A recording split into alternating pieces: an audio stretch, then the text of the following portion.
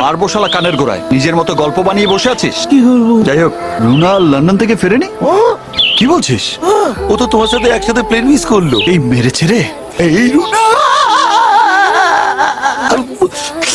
Hello, Runa মানে আমার assistant আছে লন্ডন থেকে ফেরেনি, তাই নিয়ে তোমাদের কোনো মাথা ব্যথা নেই? কিসের প্রোডাকশন ম্যানেজার তুমি?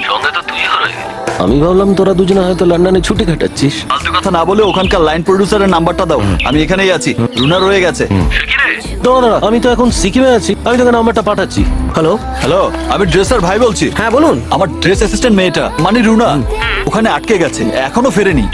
আপনি একটু খোঁজ করে দেখবেন প্লিজ। সে তো 5-6 দিন আগের কথা, আপনি এখন বলছেন? আরে দাদা, এত বড় ইউনিট, একটা মিস্টেক হতে পারে না? দেখুন, ইংল্যান্ডের রাস্তায় এভাবে 5-6 দিন তো ঘুরে বেড়াতে পারবে না। মনে হয় পুলিশে ধরে নিয়ে গেছে। আমি দেখছি, জানাচ্ছি আপনাকে।